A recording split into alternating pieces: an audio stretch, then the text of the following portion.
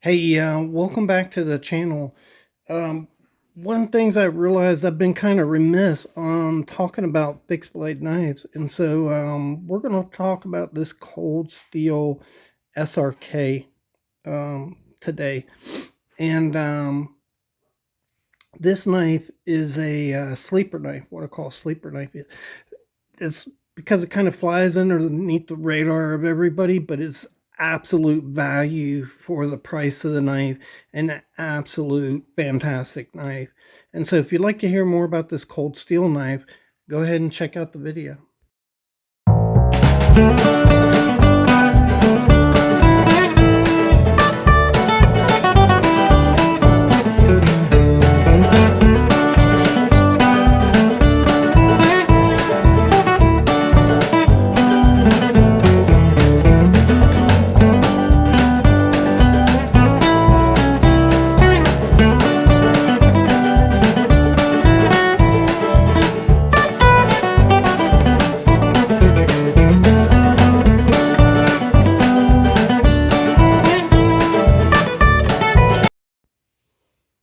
All right, welcome back to the Fortified Castle. Just want to shout out to Randy's WSG. He's over 1,000 now.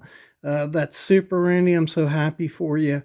And great channel. Go ahead and check it out. He's a lot of fun. Really nice guy. And I'd like to say hi to all my viewers. Bonjour, privet, guten tag, hola, ciao, and konnichiwa to my foreign friends. And so we're going to be talking about this knife here. I've had this knife for a long time. I don't know, maybe 6 years, maybe longer than that. I use it sometimes. I don't use it all the time. It's really one of my underused knives, but it is a fantastic knife. And I'm going to say some things in here in this video that are going to shock you. But I'm going to say them and let the chips fall where they may. So let's pull this thing out. And what do you have here? So you have a very basic knife design. If you look right there, you have a hollow ground blade. It's a SK5 steel. Even though this is an older Cold Steel SRK, I looked on the website, they still use SK5 steel in this knife. And so, you know, that's not a steel a lot of guys are familiar with, SK5. But it's actually a medium steel. It's a Japanese steel, and it has really good toughness, but it has some other qualities that kind of boost it into a higher category of steel than it actually is. So it's a carbon steel, medium. SK5 comes in at low, medium, and high.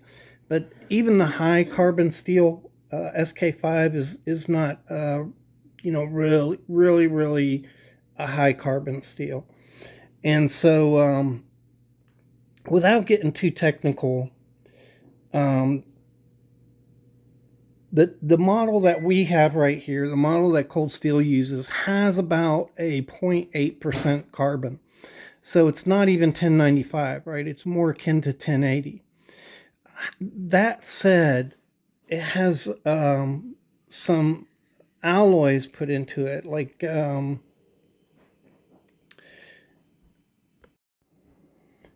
it has about 0.35% of silicon. That's kind of surprising. It's a really high number, and I think it really is what adds to the toughness of this blade. It has other things in it, vanadium, magnesium, but it's truly an alloy steel. But this is a really tough steel. Not only that, this steel can be brought up to a 65 HRC. So to give you some idea of what that's like, that's higher than M4. And it's higher than some, it's up around the highest SRC or I'm sorry, HRC steels.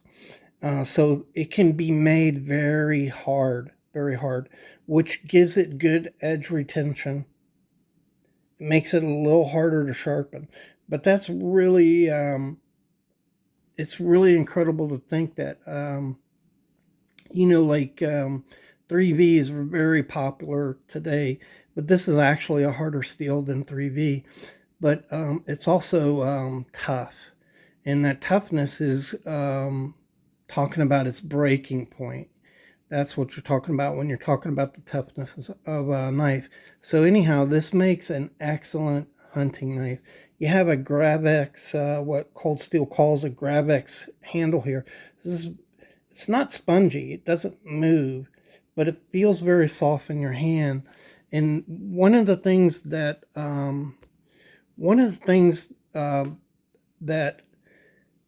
I've noticed when I'm using these knives is when you baton with these Gravex handles, you don't feel that vibration. You're batoning, a lot of times you feel that vibration, through the knife.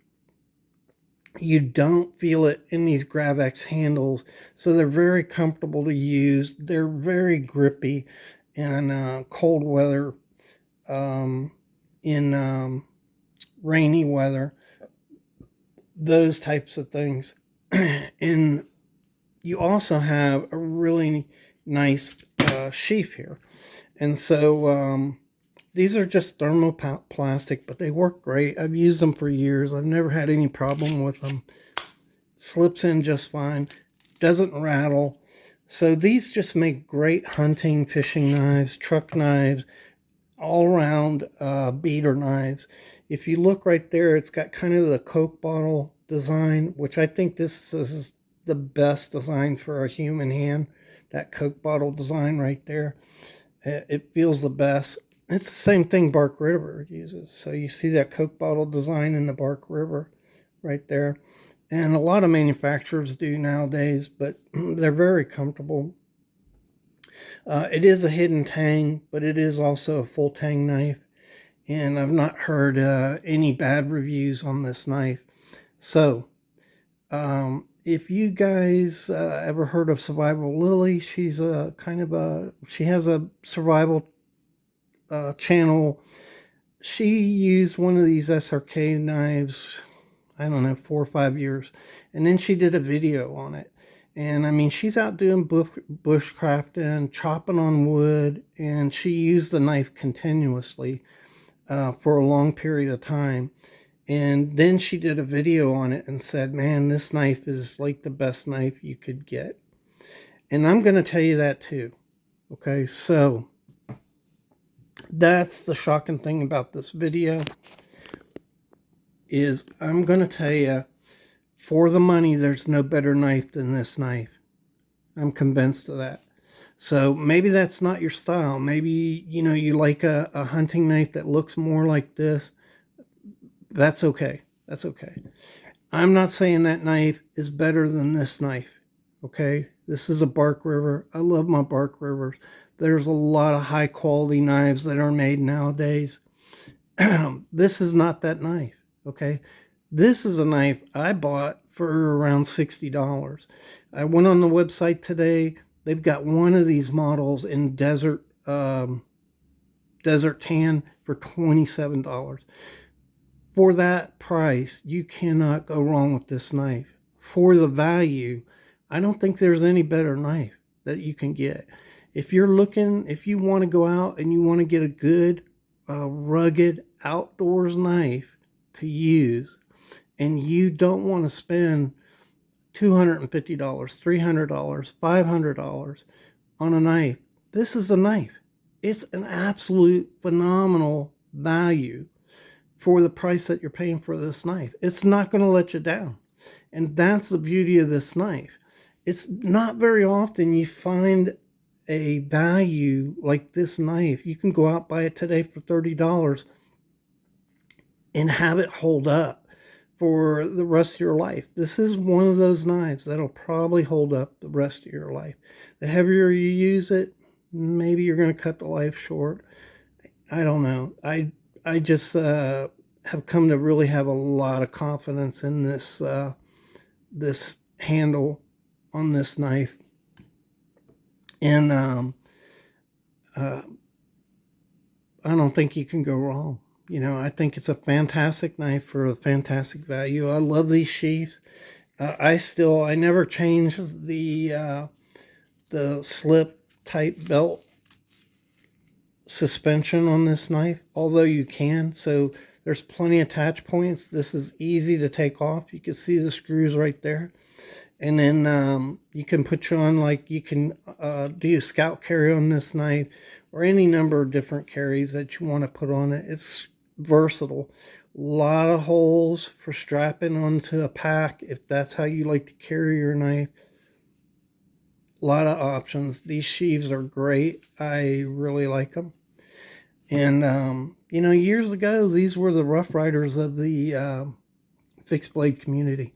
A lot of smack talked about these knives, but you don't hear it now. People like Gideon's Tactical, features cold steel knives all the time and talks about the quality of them. And they're just a good value knife choice. Now, the problem is it's not made in America. So if you're a made in America guy, that's kind of going to blow it out of the water for you. But look at Buck if you're a made in America guy. One of my best knives, one I carried for 36 years, is a Buck. So I hope you enjoyed the video. I hope you found it informative. This is just a super, super knife. Great story on the knife. Navy SEALs carried this knife for a number of years before they switched to another one. So again, congratulations, Randy, and thanks for watching, guys. I really appreciate your support.